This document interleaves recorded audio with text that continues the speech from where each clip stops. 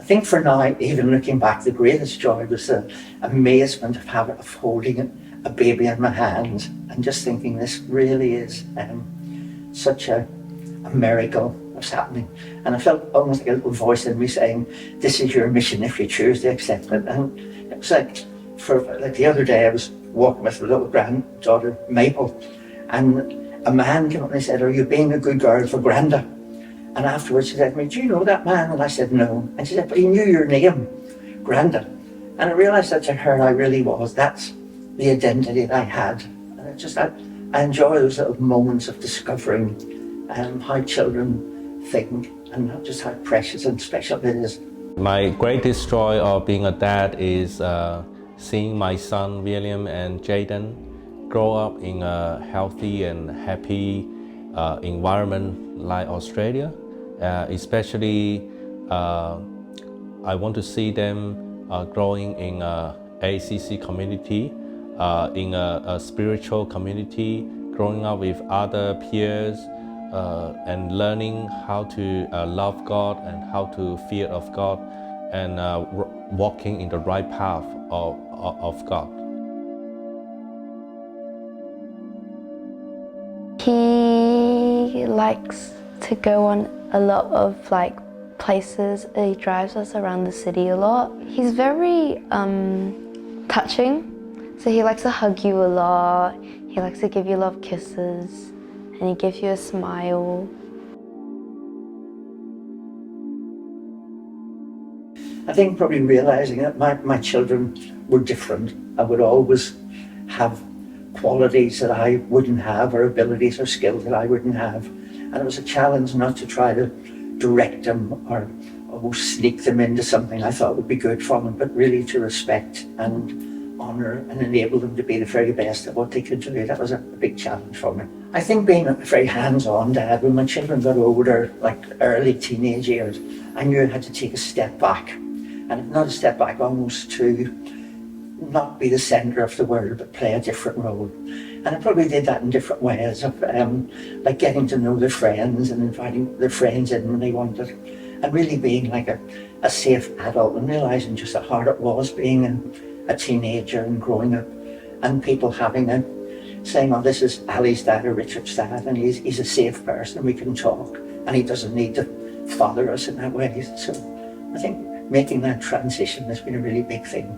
Sometimes the kids will not listen to us and will not do as we expected them to do, and they are also influenced by different values from the school, from outside.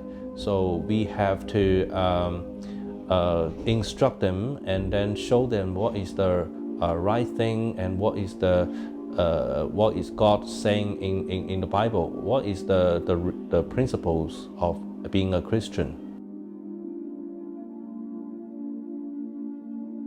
When he goes work, he walks around the house 5,000 times with a cup of coffee in his hand, and then sometime he would just stand there, look at a painting on the wall, and then he goes back to work, and then he closes the door, but then after 5 minutes he starts that again.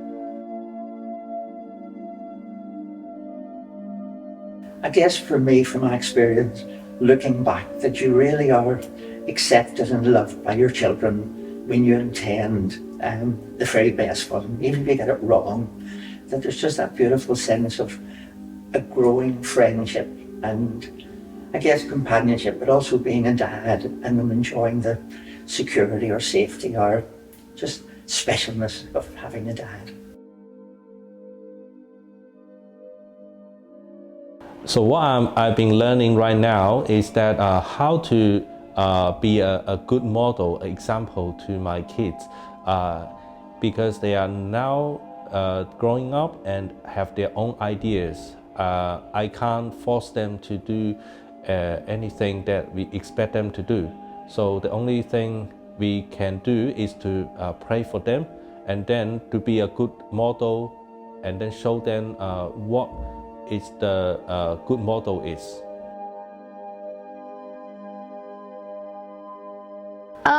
My dad likes to teach a lot of tech stuff, so he might know how to set up. You can set up accounts for like your stuff, like if you want to play this game, but if you want to have this drawing app, you have to sign in, or those stuff. He also teaches you. My dad teaches me a lot of lessons in life. He also, whenever he prays, he always prays for wisdom, which I really like about him. He's a really good dad, and I love him.